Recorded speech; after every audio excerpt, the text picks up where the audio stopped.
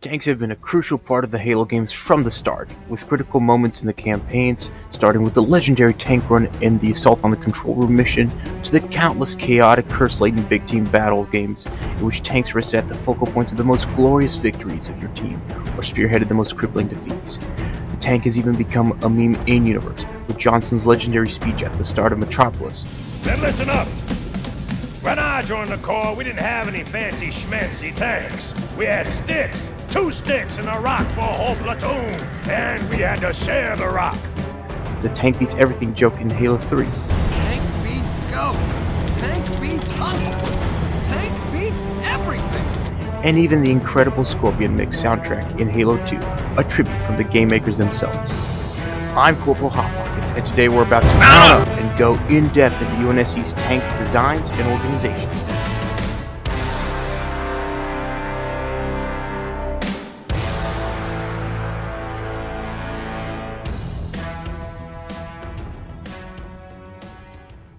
The main tank seen in Halo is the M808 Scorpion main battle tank, a massive 66-ton monster with unique frame made up of an elevated central body, a pilot canopy buried deep, an unmanned turret, and 4 independently articulating track pods on the side.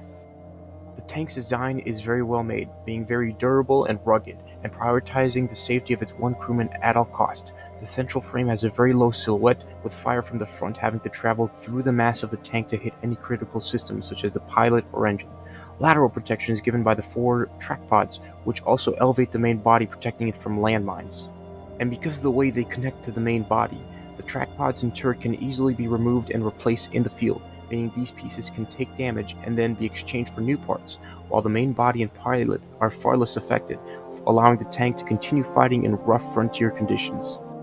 And lastly, the track pod's large footprints and independent articulation gives the Scorpion excellent cross-country mobility in the rough terrain of the outer colonies. The only major downside of the Scorpion is its lackluster main cannon with a caliber of only 90mm, in comparison to most tank guns today being of 105 to 125mm. While it is almost certain that weapons in Halo possess a considerable technological edge over present-day ones, the Scorpion in action has shown to have underpowered rounds, with the explosive potential being rather small and armor penetration being mediocre, albeit against Covenant troops and vehicles, which are far more durable than human counterparts. This may be a restriction imposed by the Scorpion's design, an autoloader with a small turret. Larger rounds may have completely thrown off the Scorpion's design and negate its advantages, such as a single-man crew, low-profile body, and easily replaceable turret. All these features make the Scorpion an excellent infantry support tank, which is its main role in the Marine Corps, with small numbers of Scorpions being part of infantry units on Navy ships. Systematically, it is unknown whether or not these small tank units are attached from larger tank units such as battalions, or if they are organically built into the infantry units seen on the Navy ships. Infantry units of this size, such as companies and battalions of 200 to 1,000 Marines, traditionally were too small to have tanks directly integrated, but with the massive crew reduction per tank, down from 4 to 1, and the very dispersed nature of fighting, with the groups often being separated by light years, this may have changed. Another possibility is due to the massive automation. Tanks can be operated by anyone above a certain rank position of any role.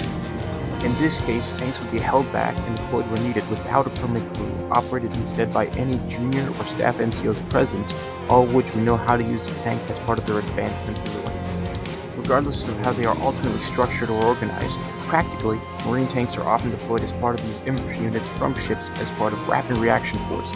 Check out my ground combat overview video for more details on that. They are used as direct fire support, either being deployed 1 or 2 at a time at a critical part of the front where they're needed most, or all at once in a powerful spearhead, both being used to complement infantry units, with Marines being able to ride on the tanks as transport and to protect them from enemy infantry, while the tank protects them from enemy armor. This strong synergy between Marines and Scorpions has been cemented by Wraith carcasses and splattered grunt squads across the galaxy, from the farm fields of harvest to the portals of the Ark, and even Earth's major cities, with anything blocking the advance receiving divine intervention. However, the Scorpion was also used on a larger, albeit far less known scale, as the backbone of the Army's mechanized and armored forces. While not as much is known about this usage of the Scorpion, it is clear that it was a far more traditional tank role on a larger scale.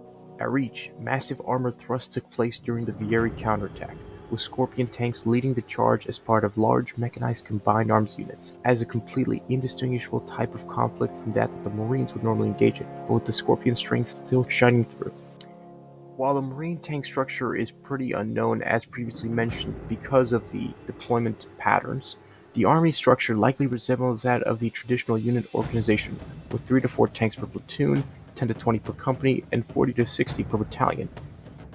And as mentioned before, due to the crew reduction, tanks may resemble helicopter units more and be piloted by warrant officers, and in between enlisted and officers trained in technical roles and in piloting certain vehicles.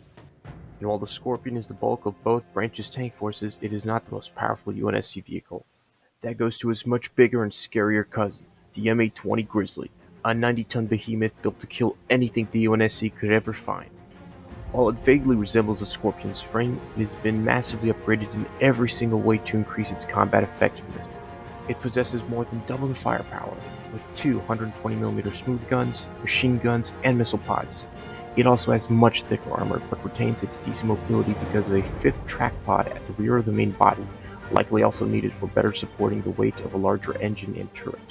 Grizzlies are reserved for assaulting critical targets, such as scarabs, enemy bases, or strong concentrations of enemy troops that need to be destroyed. And lastly, the newest tank in the lineup is the Colossus, a large and incredibly unique tank, taking the form of a big walking robot. The Colossus traces its origins as an offshoot of the Mjolnir program, as a return to the original variants of the large, bulky, and heavily armed and armored suits.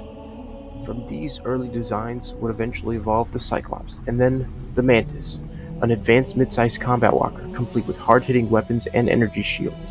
And from this, the Colossus was created to be the largest and best-equipped UNSC walker, a true tank on legs.